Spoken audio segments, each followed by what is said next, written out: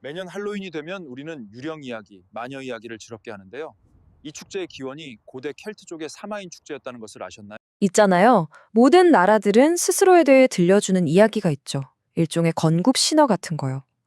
그런데 만약 우리가 찰석같이 믿어온 그 이야기의 상당 부분이 사실은 신화였다면 어떨까요? 자, 그래서 이 아주 근본적인 질문에서 한번 시작해 볼까 합니다. 영국인은 과연 누구일까요? 되게 간단한 질문 같죠? 근데 그 답은요, 우리가 생각하는 것보다 훨씬 더 놀랍습니다. 우리 다들 역사 시간에 배운 익숙한 순서 있잖아요. 고대 켈트족으로 시작해서 그 다음에 로마인들이 들어오고 앵글로색슨족이 침략하고 바이킹이 약탈하고 마지막으로 노르만족이 정복하는 아주 깔끔하게 정리된 역사 말이에요. 그런데요, 스티븐 오펜하이머라는 유전학자가 나타나서 아주 단호하게 말합니다. 당신들이 아는 그거 다 틀렸습니다. 바로 이 한마디가 오늘 우리가 파헤쳐 볼 이야기의 핵심인 거죠. 새로운 과학적 증거들이 우리가 알던 역사를 통째로 뒤흔들고 있거든요. 자, 그럼 이제 신화의 껍질을 한꺼풀 벗겨내고 진짜 최초의 영국인을 만나러 가볼 시간입니다. 이 여정은 우리를 아주 먼 과거로 데려갈 거예요. 놀라지 마세요. 영국인 이야기의 진짜 시작점은 우리가 생각하는 몇 천 년 전이 아니에요. 무려 15,000년 전입니다. 한번 상상해 보세요.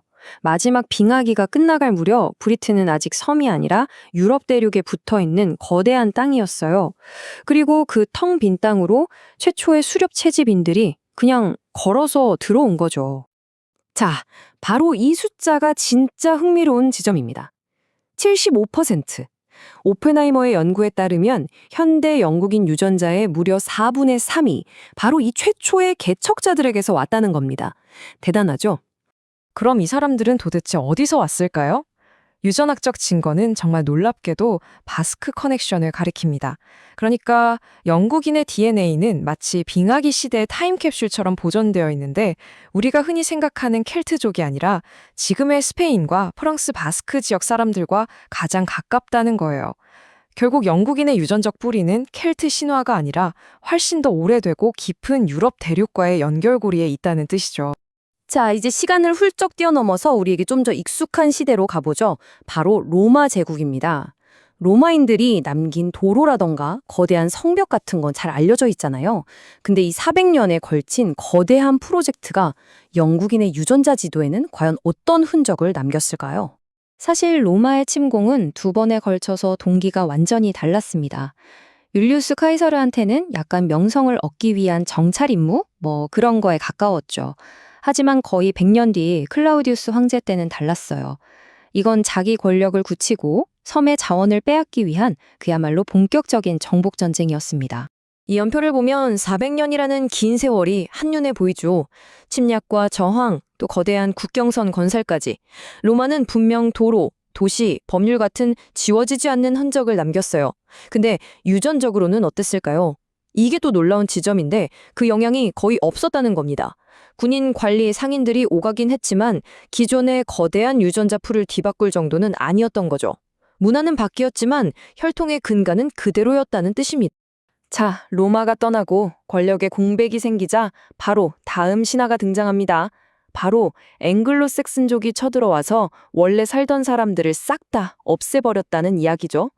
하지만 진실은 전멸이 아니라 장악에 훨씬 가깝습니다. 물론 그 신화의 힘은 아주 강력했어요. 6세기 작가였던 길다스는 피의 강이 흘렀다는 식으로 마치 끔찍한 대학살이 벌어진 것처럼 묘사했거든요. 이 이미지가 수백 년 동안 사람들의 머릿속에 박혀 있었던 거죠. 그런데 이 숫자가 그 모든 신화를 한 방에 깨트립니다. 5%. 이게 바로 현대 잉글랜드인들의 유전자 풀에서 앵글로색슨족이 기여한 걸로 추정되는 수치예요. 겨우 5%라니 믿어지세요? 이 차트를 보면 그림이 완전히 달라지죠? 저 거대한 75%의 기반은 바로 최초의 바스크 개척자들이고 그 다음이 신석기 시대 농부들이에요. 그리고 저 아래 아주 작은 막대기 하나가 바로 앵글로색슨족입니다. 그러니까 핵심은 이거예요. 대규모 학살이 아니라 엘리트 교체였다는 겁니다. 소수의 강력한 앵글로색슨 지배층이 기존 사람들의 유전자를 대체한 게 아니라 그들 위에 군림하면서 자신들의 언어와 문화를 강요했던 거죠. 그럼 이 새로운 엘리트들은 어떤 세상을 만들었을까요? 그들이 어떻게 잉글랜드라는 나라를 만들어냈는지, 그리고 그들의 시대가 또 얼마나 극적으로 막을 내렸는지 한번 살펴보겠습니다. 처음부터 통일된 나라는 아니었어요. 전혀요. 칠왕국이라고 불리는 여러 왕국들이 서로 치고받고 싸우는, 뭐랄까 완전 전국시대였죠. 섹슨족, 앵글족, 주트족이 세운 왕국들이 서로 패권을 다퉜습니다. 그럼 이 혼란 속에서 어떻게 잉글랜드가 탄생했을까요? 그 과정은 정말 불 속에서 단련되는 것 같았어요. 왕국들이 서로 싸우던 중에 9세기에 바이킹이라는 공동의 적이 나타난 겁니다. 이때 웨식스 왕국이 저항의 중심이 됐고 위대한 엘프레드 대왕이 앵글로색슨족을 하나로 똘똘 뭉치게 만들면서 비로소 잉글랜드인이라는 새로운 정체성이 만들어진 거죠. 하지만 이 앵글로색슨의 이야기에는 아주 명확한 끝이 있습니다. 바로 1066년 노르만 정복입니다. 이건 그냥 왕이 바뀐 사건이 아니었어요. 기존 지배계급이 완전히 말 그대로 징발해버린 사건이었죠. 이 수치 좀 보세요. 정복 이전에 땅을 가졌던 앵글로색슨 귀족 1000명 중에 살아남은 사람이 고작 18명 뿐이었답니다. 98.2%가 그냥 사라져버린 거예요. 바로 이겁니다. 노르만의 승리는 그냥 역사 위에 새로운 층 하나를 더 쌓은 게 아니었어요. 이건 판 자체를 완전히 뒤엎어버린 말 그대로 근본적인 리셋이었습니다. 이 사건으로 잉글랜드는 완전히 새로운 길을 가게 된 거죠. 우리가 오늘 살펴본 이 놀라운 이야기들은 사실 프로스펙트 매거진 같은 곳에 실린 새로운 유전학 연구 덕분에 알게 된 것들이에요.